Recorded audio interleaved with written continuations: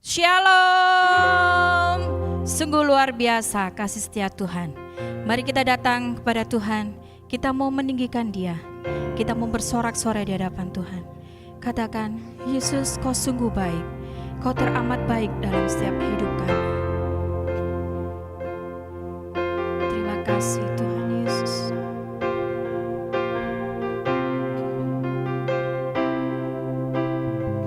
Yesus, Kau sungguh baik. Yesus, nama-Mu indah. Yesus, ku cinta Kau selalu. Ku tinggikan, ku agungkan selamanya. Yesus, Kau sungguh baik. Yesus, nama-Mu indah. Yesus, ku cinta Kau selalu. Ku tinggikan,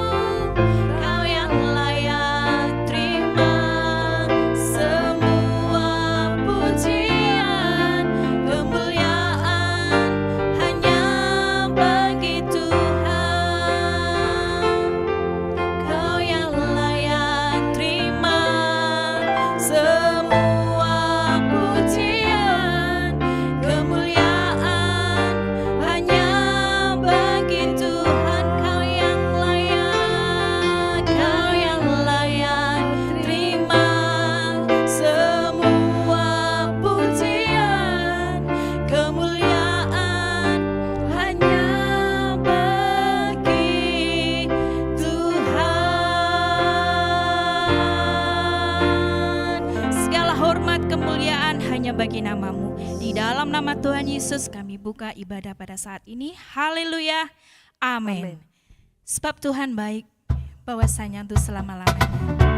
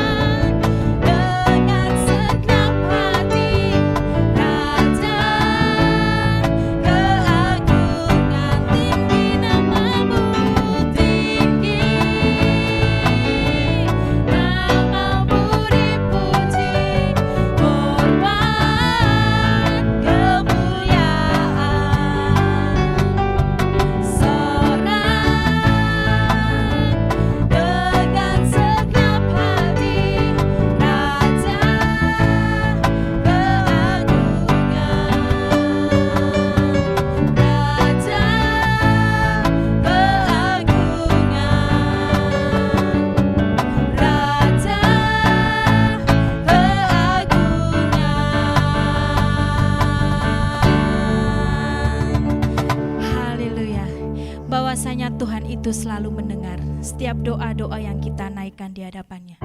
Kalaupun hari ini setiap doa yang kita naikkan di hadapan Tuhan belum terjawab, tetap percayalah, punya iman di hadapan Tuhan.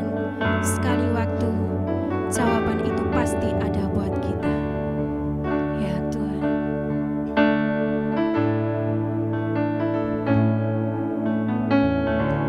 Tak selalu Tuhan menjawab doa, namun Dia beri yang terbaik di waktu yang tepat. Izinkanlah Tuhan untuk bekerja, yang mustahil menjadi mungkin oleh karena percaya. Yesus mendengar lebih dari yang kudoakan. Yesus menjawab lebih dari yang kuharapkan. Dengan caranya di waktu yang tepat, ku kan melihat Dia jadikan semua.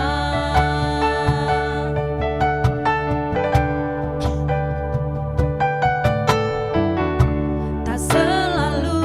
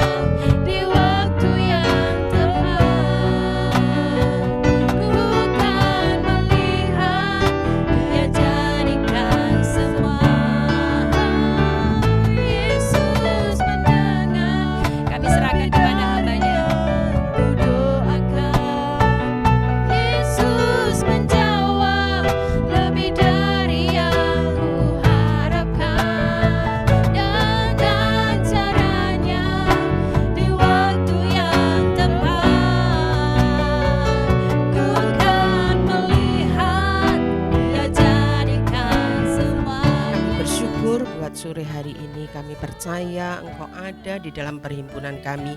Kami percaya juga bahwa kehadiran-Mu akan membawa perubahan bagi setiap kami. Ada kesembuhan, ada sukacita, bahkan kami percaya Tuhan, kehadiran-Mu akan memerdekakan setiap kami. Sebentar kami mau belajar tentang kebenaran firman Tuhan. Jamah setiap kami, urapi setiap kami, supaya sungguh-sungguh firman itu boleh menjadi rema bagi setiap kami masing-masing. Kami mempersiapkan hati kami, mempersiapkan pendengaran kami, untuk kami boleh sungguh-sungguh terima kebenaran itu dengan ucapan syukur. Hanya di dalam nama Yesus kami berdoa dan kami siap dengar firman Tuhan. Yang percaya katakan amin. Selamat malam saudara semua. Malam ini kita mau belajar bersama-sama tentang satu kebenaran firman Tuhan, yaitu dari Markus 5 ayat yang ke-21 sampai yang ke-43. Markus 5 ayat yang ke-21 sampai yang ke-43. Kita akan belajar bersama-sama tentang kebenaran firman Tuhan yang akan membangkitkan iman kita.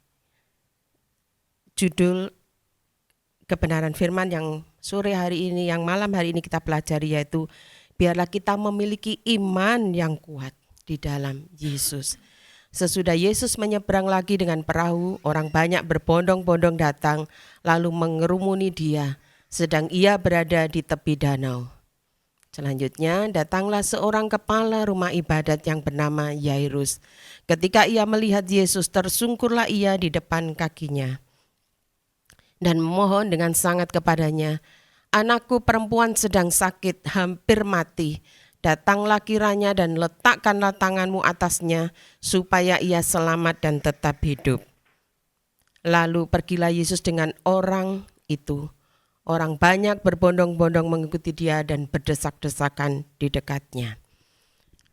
Nah, jadi ayat yang pertama kita baca, ayat yang ke-21 sampai ke-24 dulu.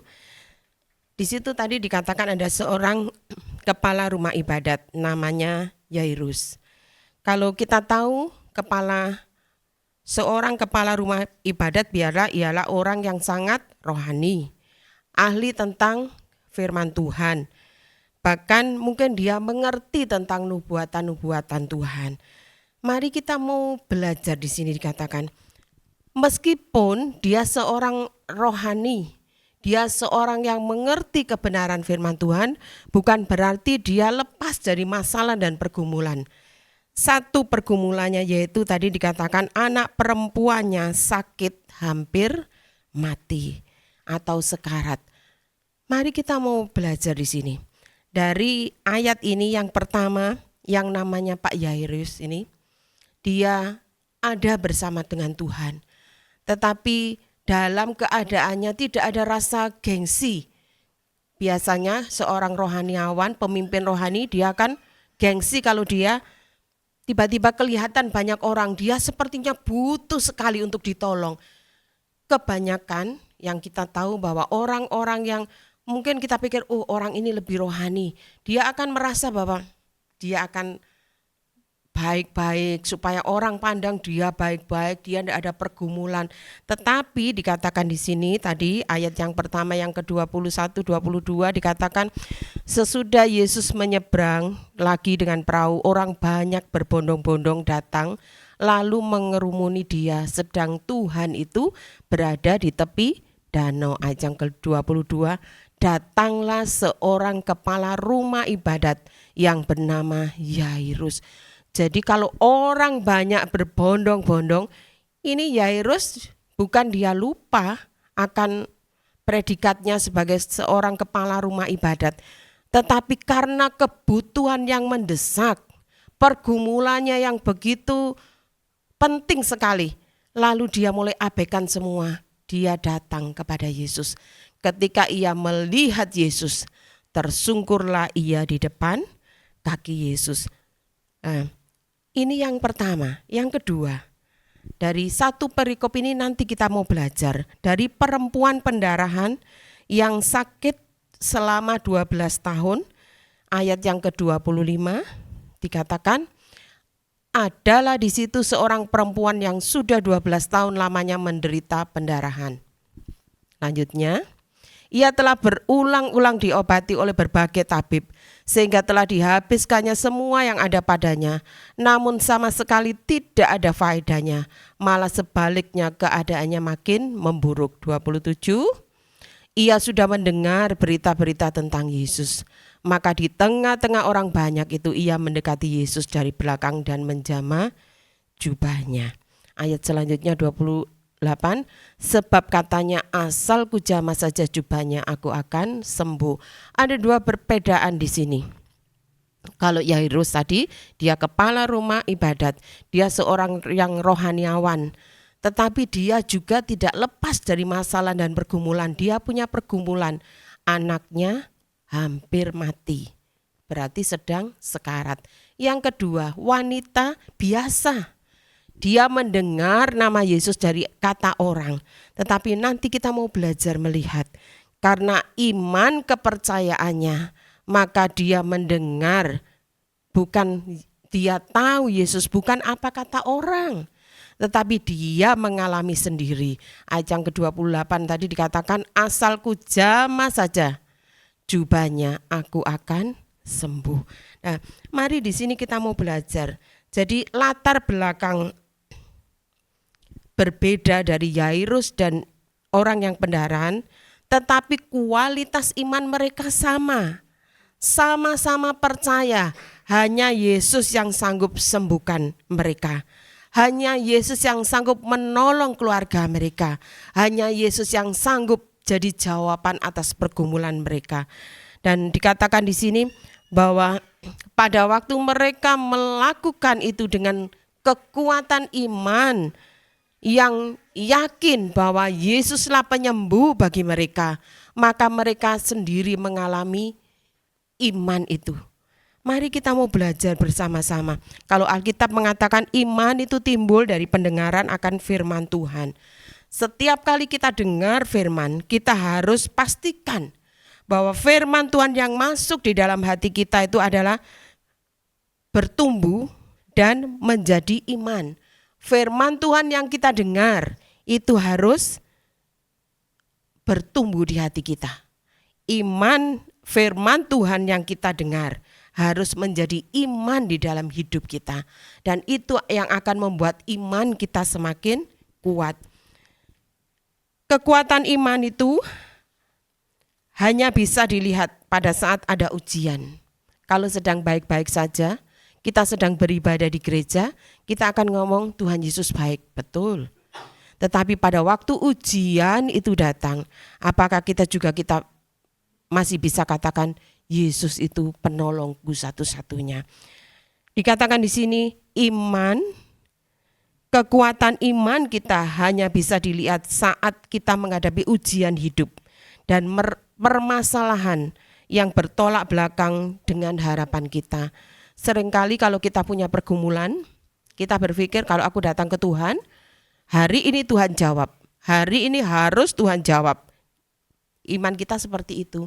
Tetapi kita lupa bahwa iman itu bukan cuma ya wis aku percaya Tuhan akan kabulkan doa-doaku. Tetapi kita harus ingat bahwa iman kita itu, iman yang kita miliki tidak terikat kepada siapa kita. Mungkin kita berpikir, oh aku kan banyak duit, kalau aku beriman pasti imanku jadi. Tidak. Justru dikatakan di sini, apapun profesi dan kedudukan kita, kita harus punya iman yang kuat. Iman yang kepada siapa? Kepada satu pribadi yang namanya Tuhan Yesus, yang dialah sanggup melakukan segalanya atas hidup saya dan saudara. Salah satu ciri orang yang punya iman, ketika menghadapi masalah, dia akan lari bukan kepada yang lain, tetapi kepada Tuhan. Satu-satunya pribadi, dia yang menciptakan kehidupan kita semua. Pada waktu Yairus ini, dia datang kepada Yesus, sama pergumulannya. Dia, apa yang diharapkan tidak sesuai dengan ekspektasinya. Betul? Dia datang ke Yesus, dalam kerumunan banyak orang, dia pikir anaknya pasti sehat. Tetapi kita baca selanjutnya tadi di ayat yang ke-35. Ketika Yesus masih berbicara, datanglah orang dari keluarga kepala rumah ibadat itu, yaitu Bapak Yairus, dan berkata, anakmu sudah mati. Apa perlunya lagi engkau menyusah-nyusahkan guru? Ayat 36. Tetapi Yesus tidak menghiraukan perkataan mereka dan berkata kepada kepala rumah ibadat, jangan takut, percaya saja. Kita garis bawahi ayat yang ke-36. Pada waktu Yairus, dia sudah berusaha, dia melakukan ikhtiar, dia berusaha dengan kekuatan untuk mencari siapa Yesus itu yang bisa menyembuhkan anaknya. Dan pada waktu dia bertemu, sebelum Yesus berkata, ada banyak orang datang kepada dia. Dikatakan bawa kabar, bukan kabar yang menyenangkan, tetapi anaknya sudah mati. Tetapi di sini dikatakan Yesus tidak menghiraukan perkataan banyak orang kepada kepala rumah ibadat, tetapi Tuhan omong, jangan takut, percaya saja. Jadi mari kita mau miliki iman yang kuat. Mungkin hari-hari ini kita sedang berdoa untuk pergumulan kita, untuk sakit penyakit kah, untuk apapun yang sedang kita hadapi. Lalu kita mulai belum ada jawaban. Tetapi percayalah, kalau iman kita kuat, kita landaskan iman itu, kita taruh harapan kita kepada satu-satunya pribadi. Mungkin hari ini kita perlu uang. Mungkin hari ini kita perlu kesembuhan. Hari ini kita perlu damai sejahtera.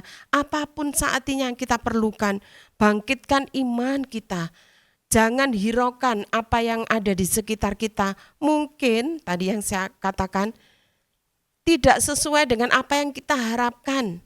Kita lihat secara ini mata jasmani, anak yang sedang kita doakan tidak sembuh.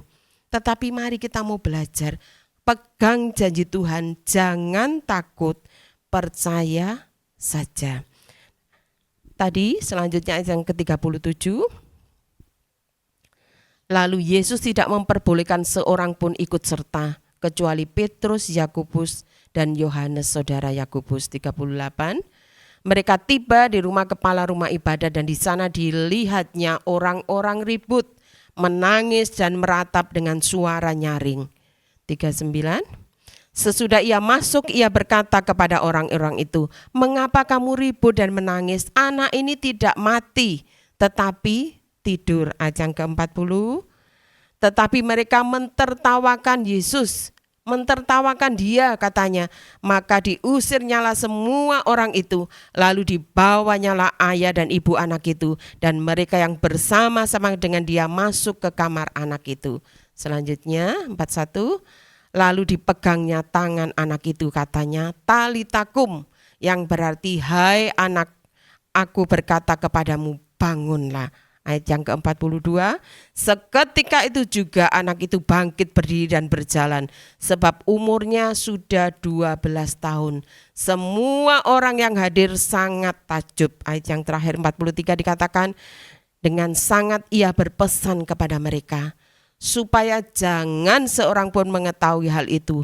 Lalu ia menyuruh mereka memberi anak itu makan. Kita melihat, meskipun keadaan tidak sama seperti yang kita harapkan, tetapi kalau ada Yesus hadir di situ dan iman kita percaya penuh kepada Dia, maka mujizat itu bisa terjadi. Hari ini apapun harapan kita, mungkin yang kita lihat tidak sama dengan apa yang kita harapkan, tetapi pegang janji Tuhan. Asal kita percaya, maka kuasa kesembuhan, mujizat itu akan terjadi atas hidup saya dan saudara. Saudara, kita melihat pada waktu banyak orang mentertawakan Yesus pada waktu itu. Mungkin hari ini juga banyak orang mentertawakan kita. Sudah tahu sakit, masih setia ibadah. Sudah tahu tidak ada duit, masih setia ibadah.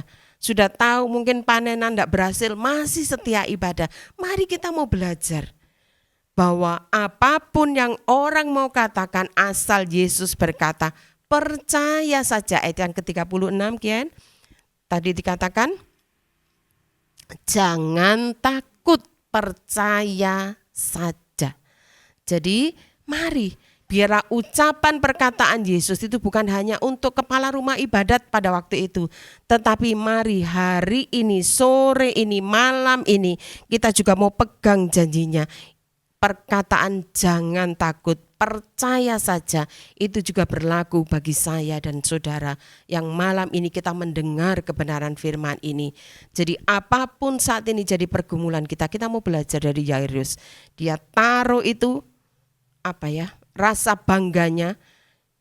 Seorang rohaniawan itu pasti dipandang lebih daripada yang lain.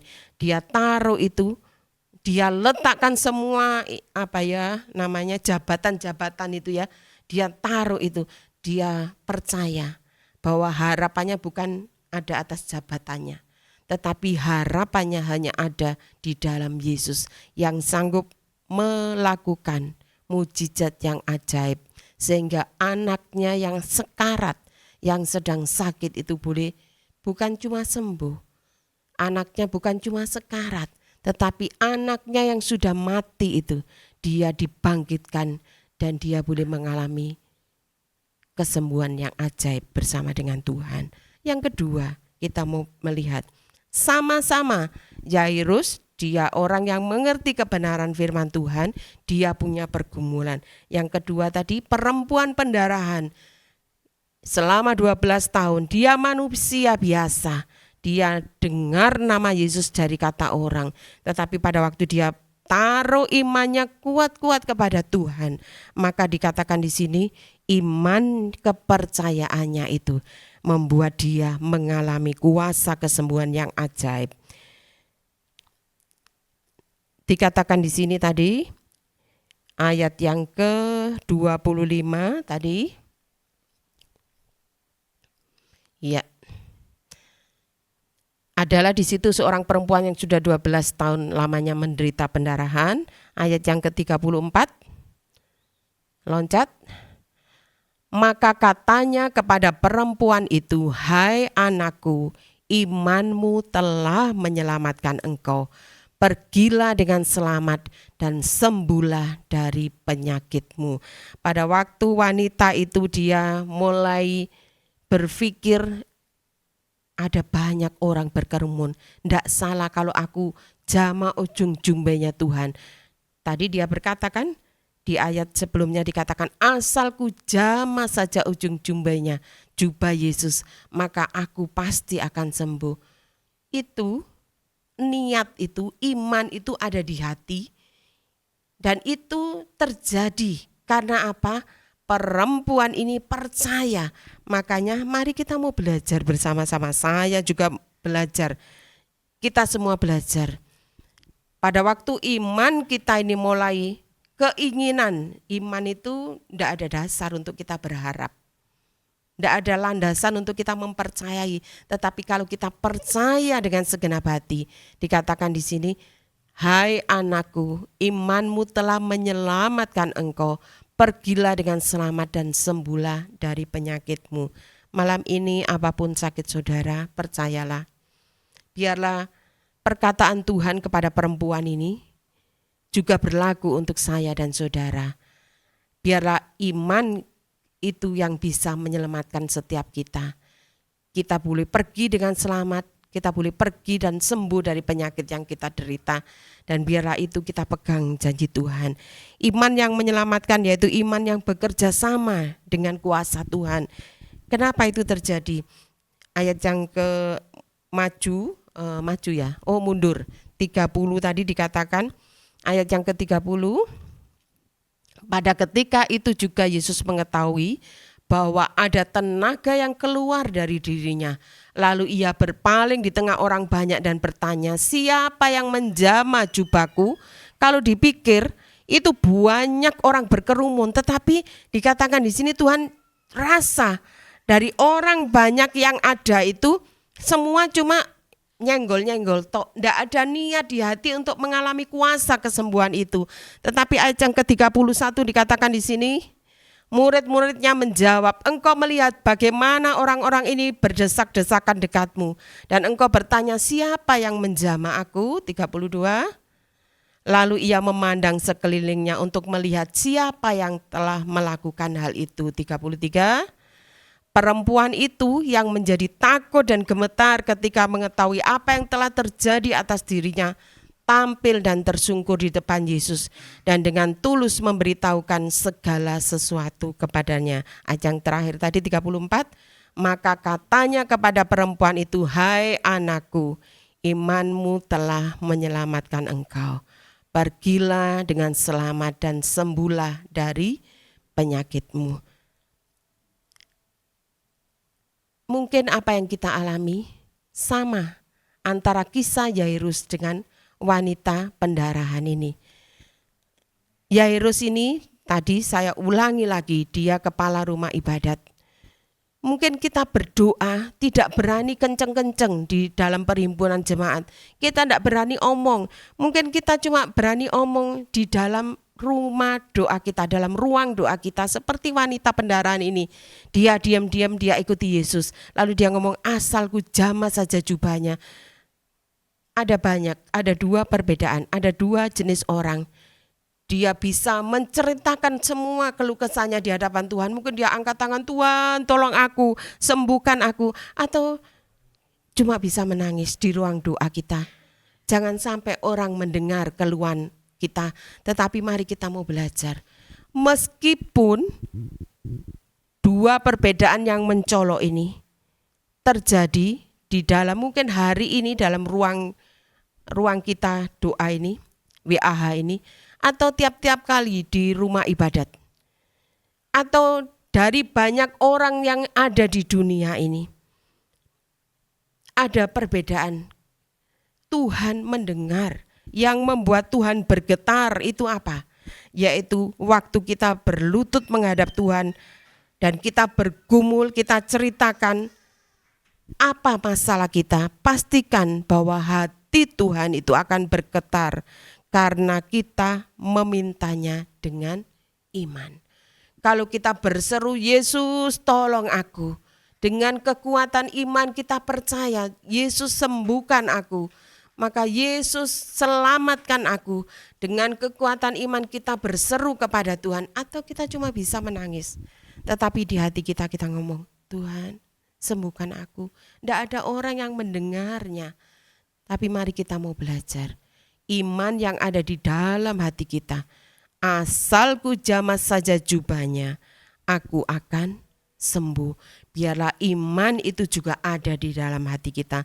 Sekali lagi saya mau ulangi, dikatakan di sini, waktu kita datang kepada Tuhan, kita berlutut dan kita menghampiri Dia, kita ceritakan pergumulan kita kepada Tuhan, pastikan hati Tuhan akan bergetar karena kita memintanya dengan iman. Iman yang percaya penuh kepada Dia, sumber pengharapan kita. Saudara, saya menyampaikan kebenaran ini, saya juga belajar bersama-sama. Seringkali ada banyak hal yang membuat kita rasanya tidak bisa untuk kita berseru yang lantang kepada Tuhan. Tetapi ada saatnya kita cuma diam. Tetapi biarlah iman yang ada di dalam hati kita itu membangkitkan semangat kita untuk kita juga percaya bahwa pada waktu kita percaya penuh dengan iman yang kuat bahwa asalku jamah saja jubahnya aku pasti sembuh. Asal aku percaya pada waktu aku berseru kepada Tuhan, maka pergumulanku Tuhan akan tolong. Maka Tuhan akan sediakan jalan keluar yang terbaik atas masalah dan pergumulanku. Percayalah. Karena kita punya Allah, Allah yang hidup. Dia Allah pencipta segalanya. Tadi pagi saya menyampaikan renungan, saya menambah dari rekan yang menyampaikan renungan, dikatakan bahwa kita ada untuk kemuliaan Tuhan. Dia ciptakan kita juga untuk kemuliaannya. Jadi kalau Tuhan ciptakan kita, Tuhan tidak mau kita menderita, maunya Tuhan melalui pergumulan kita masing-masing, nama Tuhan juga dipermuliakan. Sebab itu mari, mungkin ada saatnya kita capek, rasanya Tuhan aku capek menghadapi semuanya ini. Tetapi ingatlah, mari kita mau datang. Ada banyak orang yang berseru kepada Tuhan. Ada banyak orang berbondong-bondong datang kepada Tuhan, rindu pertolongannya. Bukan cuma satu, bukan cuma dua, tetapi hampir semua manusia yang ada di muka bumi, di bumi ini perlu pertolongan dan jawaban dari Tuhan. Tapi satu yang perlu kita percayai, bahwa asal kita punya iman yang kuat, buat hati Tuhan bergetar dengan permohonan doa kita, karena kita memintanya dengan iman. Percaya ketika kita berseru dengan iman yang kuat, tidak ada rasa takut, tidak ada kekhawatiran lagi, maka Tuhan Yesus akan mengalirkan kuasa-Nya yang ajaib dan Dia akan menolong setiap kita. Saya mengundang tim Praise and Worship, kita akan menaikkan pujian, ref dari pujian sekali-kali. Dia tidak pernah meninggalkan kita.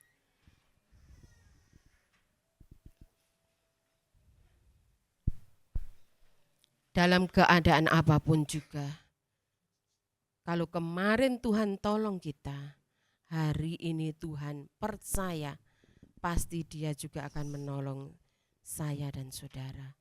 Kemarin Tuhan sembuhkan kita, hari ini Tuhan juga akan menyembuhkan saya dan saudara. Kita naikkan refnya saja.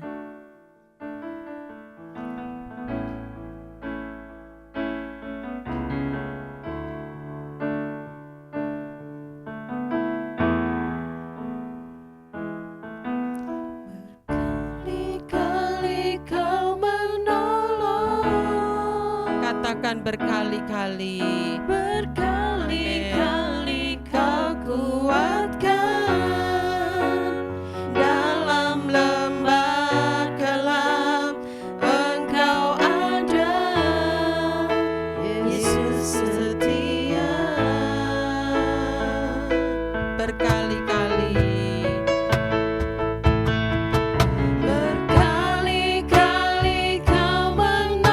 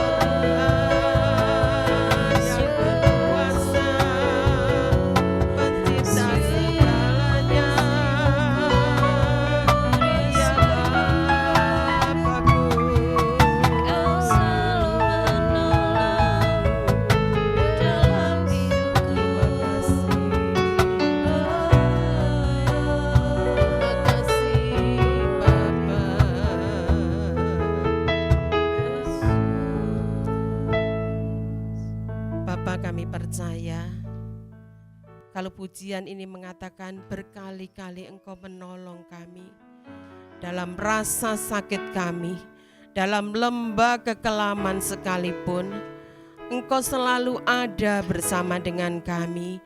Biarlah sampai hari ini kami boleh berkata kepada diri kami, bahkan kami mau katakan kepada semua masalah yang ada, yang sedang kami hadapi hari ini.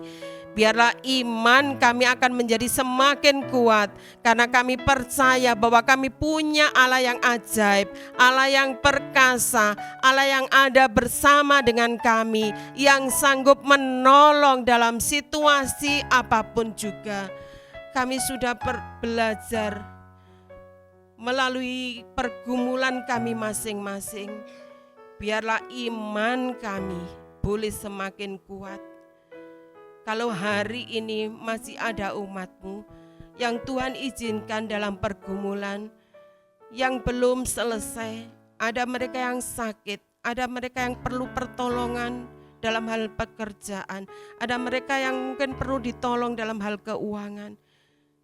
Dalam hal apapun juga, biar mereka juga tetap membangkitkan iman mereka. Harapan mereka hanya kepada Engkau, karena Engkau Allah yang setia, Engkau tidak pernah meninggalkan. Biarlah seperti Engkau berkata kepada Yairus, percaya saja, jangan takut. Malam ini biarlah perkataanmu juga ada atas seluruh umat-Mu. Jangan takut, percaya saja. Itu akan membangkitkan iman kami untuk kami boleh mengangkat kepala kami dan kami mau katakan pertolongan kami datangnya hanya dari Engkau yang menjadikan langit dan bumi ini. Biarlah kami mengangkat hati kami di hadapan Engkau, dan kami mau katakan kami tidak akan pernah menyerah dengan masalah dan pergumulan kami, karena kami punya Allah yang luar biasa dahsyat. Hamba bersyukur untuk sore ini, lawat umat-Mu dengan cara-Mu yang ajaib. Ada di antara mereka yang sedang terbaring sakit di rumah sakit, ada yang terbaring sakit di rumah, ada mereka yang sedang berduka juga Tuhan. Biar penghiburan, kekuatan, kesembuhan dan pemulihan akan Tuhan nyatakan atas seluruh umat-Mu dimanapun mereka berada, apapun pergumulan mereka malam ini. Percaya bahwa kekuatan iman itu akan membangkitkan percaya mereka, dan harapan mereka tidak akan pernah pudar kepada Engkau. Terima kasih Bapakku, terima kasih. Kami bersyukur buat sore ini. Mari kita angkat tangan kita, terima berkat Tuhan. Tuhan memberkati engkau dan melindungi engkau. Tuhan menyinari engkau dengan wajah-Nya dan memberi engkau kasih karunia. Tuhan menghadapkan wajah-Nya kepadamu dan memberi engkau damai sejahtera. Yang percaya katakan amin. Selamat malam, Tuhan Yesus memberkati.